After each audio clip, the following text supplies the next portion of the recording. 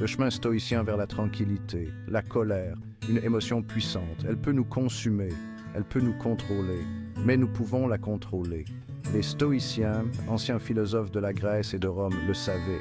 Ils enseignaient que la vertu est le seul bien, et que la vertu consiste à contrôler nos émotions, ne pas les laisser nous contrôler. Cet essai explore comment leur sagesse peut nous aider à vaincre la colère, trouver une paix durable en nous-mêmes. Rencontrer Jean, un homme en feu.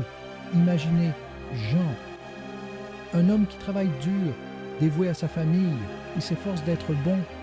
Mais Jean a un problème, il s'emporte facilement. Les embouteillages, les commentaires désagréables, même le café renversé, le mettent en colère.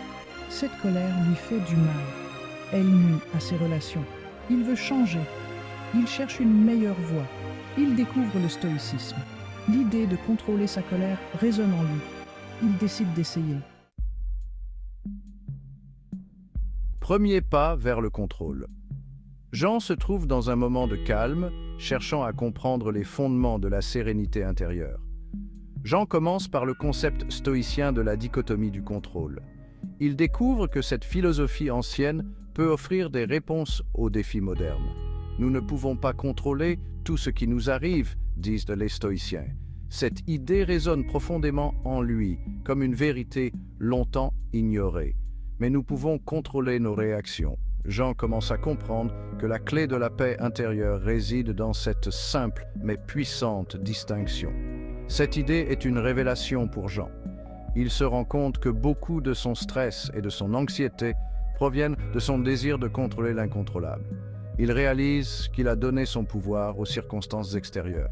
En réfléchissant à son passé, il voit combien de fois il a laissé les événements dicter ses émotions, laissant les événements extérieurs dicter ses émotions. Il commence à s'entraîner à reprendre ce pouvoir. Jean décide de pratiquer la pleine conscience et de tenir un journal pour suivre ses progrès. Lorsque quelque chose de frustrant se produit, il s'arrête. Il se donne un moment pour réfléchir avant de réagir, se rappelant les enseignements stoïciens. Il prend une grande respiration.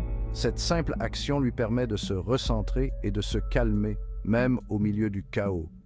Il se rappelle « Je ne peux pas contrôler cette situation, mais je peux contrôler ma façon d'y réagir. » Cette pensée devient son mantra, un guide dans les moments difficiles.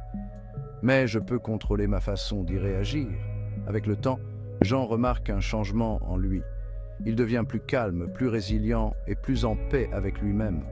En continuant à pratiquer ces principes, Jean découvre une nouvelle force intérieure. Il apprend que le véritable contrôle ne réside pas dans la domination des événements, mais dans la maîtrise de soi. Les premiers pas vers le contrôle ne sont pas faciles, mais ils sont essentiels. Jean se sent prêt à affronter les défis de la vie avec une nouvelle perspective, armé de la sagesse stoïcienne. Il sait maintenant que chaque jour est une opportunité de pratiquer le contrôle de soi, de grandir et de devenir la meilleure version de lui-même. L'épreuve du feu, c'est une métaphore puissante pour les moments où nous sommes confrontés à des défis intenses et imprévus. Le parcours de Jean n'est pas facile. Chaque jour, il se lève avec la détermination de surmonter les obstacles qui se dressent sur son chemin. Un jour, son patron le critique injustement devant ses collègues. Les mots sont durs et l'humiliation est palpable. Jean sent la chaleur familière de la colère monter en lui. Son visage devient rouge, ses poings se serrent et il sent son cœur battre plus vite. Son premier instinct est de s'en prendre à lui. Il veut crier, se défendre et rendre coup pour coup, mais il se souvient alors de son entraînement stoïcien. Il a appris à maîtriser ses émotions et à ne pas réagir impulsivement. Il prend une grande inspiration. Il ferme les yeux un instant, se concentrant sur sa respiration pour retrouver son calme. Il analyse la situation de manière rationnelle. Il se demande pourquoi son patron agit ainsi et ce qui pourrait être à l'origine de cette colère. Il réalise que son patron passe une mauvaise journée. Peut-être qu'il est sous pression ou qu'il a des problèmes personnels. Sa colère commence à se dissiper. Il sent ses muscles se détendre et son esprit s'éclaircir. Il répond calmement et professionnellement. Au lieu de réagir avec colère, il choisit de répondre avec compréhension et empathie, transformant ainsi une situation potentiellement explosive en une opportunité de croissance personnelle. Le calme après la tempête. Alors que Jean continue à pratiquer le stoïcisme, il remarque un changement. Il est plus calme, plus patient, plus compréhensif. Il ressent encore de la colère. Mais il sait maintenant comment la gérer. Il utilise ses principes stoïciens. Il évite les situations qui le déclenchent. Il pratique la pleine conscience et la méditation. Il se concentre sur ce qu'il peut contrôler, ses réactions, ses réponses. Sa colère ne le contrôle plus, c'est lui qui la contrôle. Là, les leçons durables des stoïciens. L'histoire de Jean est un exemple puissant de la façon dont le stoïcisme peut nous aider à surmonter la colère. Jean, un homme d'affaires prospère, faisait face à des défis personnels et professionnels qui le rendaient souvent furieux. Il a découvert le stoïcisme et a commencé à appliquer ses principes dans sa vie quotidienne. En méditant régulièrement et en réfléchissant sur ses réactions, il a appris à maîtriser sa colère et à trouver la paix intérieure.